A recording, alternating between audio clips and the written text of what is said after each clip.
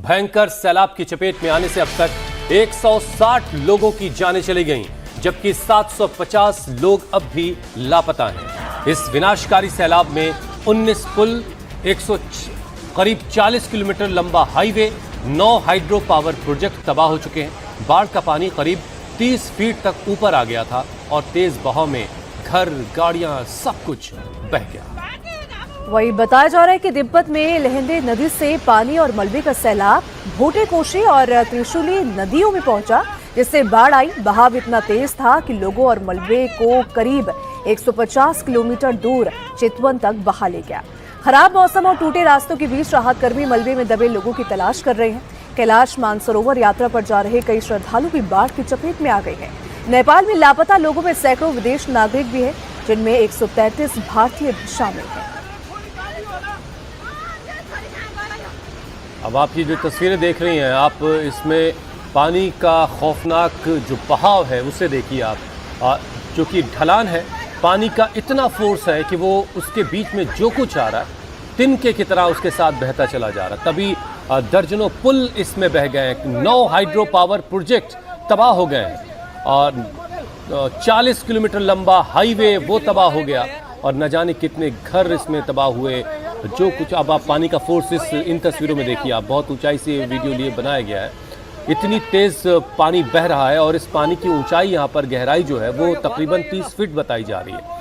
मतलब ये कि इतनी फोर्स के साथ इतना सारा पानी जब ऊपर से आया तो वो अपने साथ बस मौत ही लाया और जहाँ जहाँ से गुजरा उसने वहाँ सिर्फ तबाही पैदा की।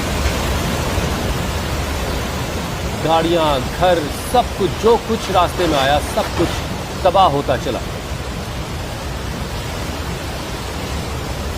जाहिर है इतना पानी अगर ऊपर से आया है तो फिर भारत के भी कुछ राज्यों के लिए अलर्ट जारी हो चुका है। ख़ासतौर से यूपी और बिहार के वो इलाके जो नेपाल से लगते हैं वहाँ के लिए ख़ासतौर से अलर्ट जारी हुआ है। नदियों के किनारे रहने वाले लोगों को अलर्ट किया गया है। कुछ गांव ऐसे हैं जिनको खाली करने का आदेश दे दिया गया है, क्योंकि ये पानी जब और आगे बढ़ेगा तो जो उसकी अगली मंजिल है वो भारतीय राज्यों के कुछ इलाके हैं, जिसमें उत्तर प्रदेश के कुछ हिस्से आते हैं और बिहार के कुछ इलाके आते हैं।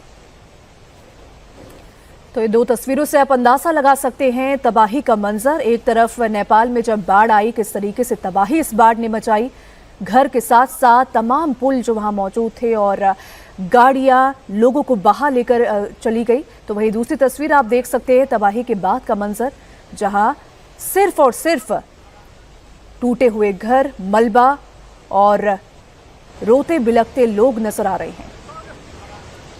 750 लोग लापता हैं, 160 लोगों की मौत हो चुकी है, 136 भारतीय ऐसे हैं जिनसे कोई संपर्क नहीं हो पा रहा। अब ये 6 अलग अलग तस्वीरें आप देखिए किस तरीके से ये बाढ़ आई और बाढ़ का जो फोर्स है, इस पानी का जो फोर्स है वो बिल्कुल से ऐसा लग रहा है कि न जाने क्या करने पर आमादा है ये पानी।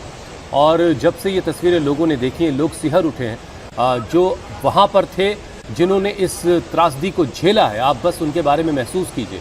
पुल बह गए, तमाम मकानात जो रास्ते में आए वो सब तबाह हो गए, बहुत सारी गाड़ियां पानी के साथ बह गईं और न जाने कितने लोग 750 लोग देखिए, अभी हम बता रहे हैं आपको कि ये लापता हैं, जिनका कोई अभी तक सुराग नहीं मिला है और 136 भारतीयों की संख्या बताई जा रही है जिनसे कोई संपर्क नहीं हो पाया है।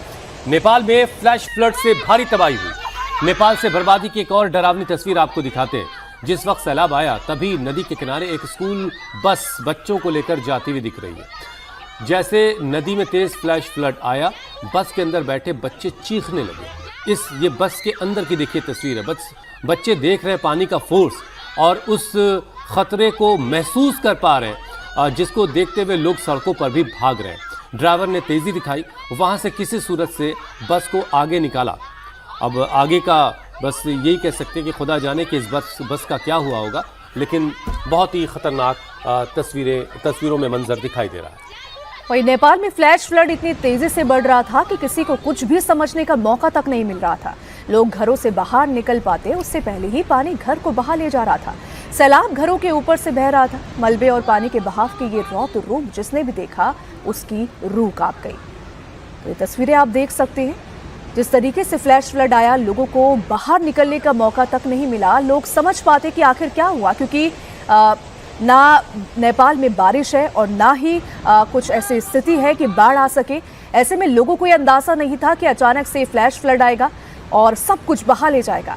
नेपाल में बाढ़ का पानी कितनी रफ्तार से बह रहा था, इसका अंदाजा इस बात से भी लगाया जा सकता है कि जहां गांव थे वहां बाढ़ है, जहां नदी थी वहां मौत का सैलाब था, जहां नदी पर पुल थे वहां पानी पुलों को भी अपने साथ बहा ले जा रहा था।